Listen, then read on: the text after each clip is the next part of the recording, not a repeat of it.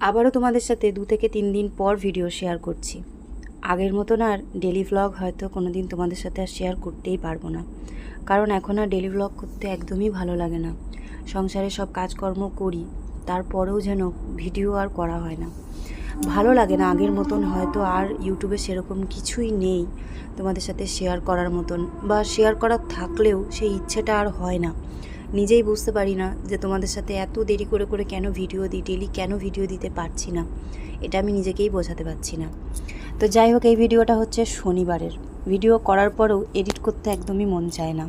তো শনিবার দিনকে শুভকে যেহেতু সকালবেলাতেই স্যার পড়াতে আসবেন 6:30টার সময়, তো আমি তো 5:30টার সময় ঘুম থেকে উঠে পড়েছিলাম, আর ওদেরকে সবাইকে 6টার সময় উঠিয়ে দিয়ে পুচকুসোনা আর শেরুকে কর্কেটের ঘরে শুইয়ে দিয়েছি। আর শুভ নিজের মতন রেডি হয়ে পড়তে বসে পড়েছিল। তো স্যার পড়াতে এসেছেন, এই টাইমে আমি রান্নাও অনেকটা সেরে নিয়েছি, শুধুমাত্র চিকেনটা করলেই হয়ে যাবে।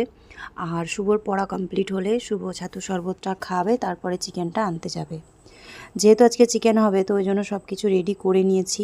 আর সকাল সকাল ঘুম থেকে উঠে সব কাজকর্ম সেরে নিয়ে রান্নাবান্না করে নিলে সারাটা দিন কিন্তু নিজেকে অনেকটাই সময় দেওয়া যায়, আর অনেক কিছু কাজের জন্য কিন্তু সময়টা পাওয়াও যায়, খিচিবিচি থাকে না।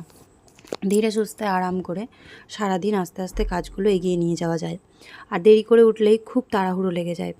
তো এদিকে জামা কাপড় কেচে শুকাতে দেওয়া, ভাত রান্না করা, তার সাথে বেগুন ভাজা, আলু ভাজা সব কিছুই মোটামুটি হয়ে গেছে। আর আজকের বাইরের ওয়েদারটা কিন্তু খুব সুন্দর, রোদ ওঠেনি, হালকা মেঘ করেছে, আর বাইরে খুব সুন্দর হাওয়াও দিচ্ছে। তো ওদিকে শুভর পড়া হয়ে গেছে। শুভ পড়ার পরে ওকে পাঠালাম আমি চিকেন আনতে। তো চিকেনও এনে দিয়েছে, সেটাকে ধুয়ে তারপরে রান্না করতে বসাবো। এদিকে ভাত বেগুন ভাজা হয়ে গেছে, আলু ভেজে রেখেছি, পেঁয়াজ কুচিয়ে রেখেছি, মশলাও করে নিয়েছি। এখানে বসিয়েছি আমার জন্য চা। তো এখন সকালবেলার দিকে আমি চা আর চানাচুর মুড়ি খাবো, পুচকুসোনা শুভ চানাচুর মুড়ি খাবে, আর দুপুরবেলা একবারে আমরা চিকেন দিয়ে ভাত খাবো। আর রাত্রিবেলাতেও চিকেন দিয়ে রুটি কিংবা পরোটা খাওয়া হবে। আমরা যেহেতু রাত্রিবেলার দিকটা চিকেন থাকলে পরোটা বা রুটি খাই, তো সেই জন্য দিনের বেলা ভাতটা অল্প করেই করার চেষ্টা করি। আর কয়েকদিন ধরে আমি চায়ের মধ্যে বাতাসা দিয়ে খাচ্ছি। এই বাতাসাগুলো আমাদের বাড়িতে গণেশ পুজোর সময় আনা হয়েছিল, অনেকটাই নিয়ে এসেছিলাম, যে পরে হয়তো পায়েস করব গুড়ের বাতাসা দিয়ে, খেতে ভালো লাগবে। কিন্তু খাওয়া হচ্ছে না দেখে আমি ভাবলাম যে না, এখন অল্প অল্প করে চা দিয়ে খেয়ে নিই, কারণ গুড় দিয়ে তো চা খেলে কোনো অসুবিধা নেই। আর কালারটাও খুব সুন্দর হয় যখন গুড়ের বাতাসা দিয়ে চাটা করি। তো তোমরা দেখে বলো রঙটা কতটা সুন্দর লাগছে না? যারা চা খেতে ভালোবাসো তারা বুঝবে যে এই যে চায়ের যে গাঢ় একটা লিকার হয়েছে, এটা খেতে কতটা ভালো লাগে। আর এই কালারটা কিন্তু বেশিরভাগটাই এসেছে গুড়ের বাতাসার জন্য, এতটা গাঢ় কালার কখনোই হয় না। তো আজকে কিন্তু চায়ের রঙটাও যেমন সুন্দর হয়েছে, চাটাও কিন্তু খেতে খুবই ভালো হয়েছিল। অল্প করে বাতাসা দিয়ে, হালকা মিষ্টি দিয়ে চাটা করেছিলাম। তো এখানে আমার জন্য চা আর চানাচুর মুড়ি নিয়ে নিয়েছি, আর ওদেরকেও চানাচুর মুড়ি দিয়ে দিয়েছি, ওরা খাচ্ছে ঘরে। আর আমি খাওয়া দাওয়া করে তারপরে চিকেনটা রান্না করব। তো আজকের ব্লগটা তোমাদের যদি কোনো জায়গায় একটুও কারোর ভালো লেগে থাকে, তাহলে অবশ্যই কিন্তু তোমরা একটু কমেন্ট করে জানিও, আর ভালো লাগলে পরে লাইক করে দিও।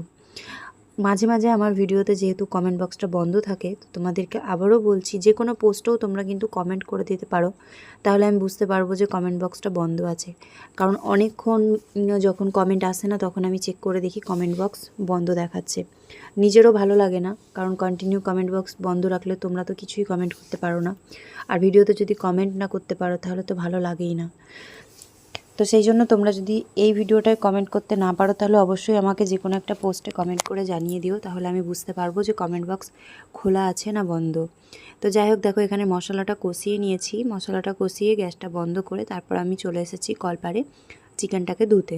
তো এখানে দুরকমভাবে চিকেন আনা হয় প্রত্যেক সময়, একটা হচ্ছে সুজি আর সেরুর জন্য সলিড পিস, আর আমাদের জন্য নর্মাল হাড় সলিড সব কিছুই থাকে, স্টমাক মেটে সব কিছু।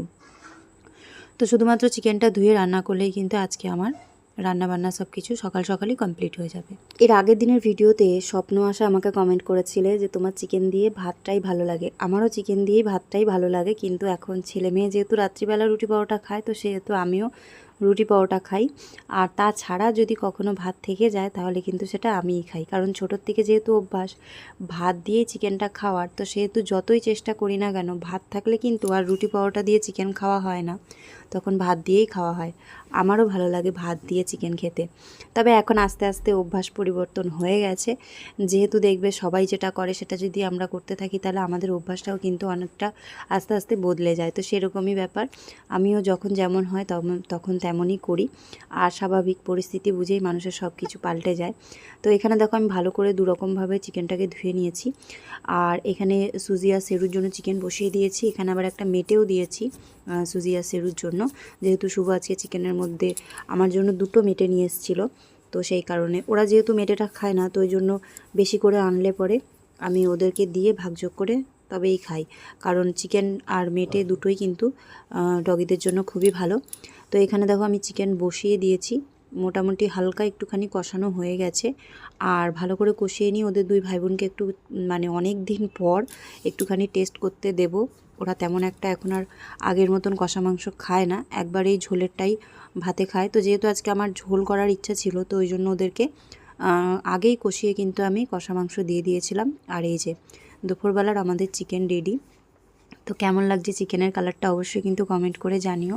তো এখন বাজে দুপুর 2টো, আর রান্নাবান্না সব কিছু তো কমপ্লিট হয়েই গেছে। তো এখন আমরা খাওয়া দাওয়া করতে বসেছি। তো আজকের ব্লগটা কেমন লাগলো অবশ্যই কিন্তু কমেন্ট করে জানিও। তো খুবই ছোটোর মধ্যে তোমাদের সাথে ভিডিওটা শেয়ার করলাম, আশা করছি তোমাদের একটু হলেও ভালো লাগবে। তো দেখা হবে তোমাদের সাথে নেক্সট ব্লগে, নেক্সট ভিডিওতে। সবাই ভালো থেকো, সুস্থ থেকো, সাবধানে থেকো, আর সব সময় নিজেদের খেয়াল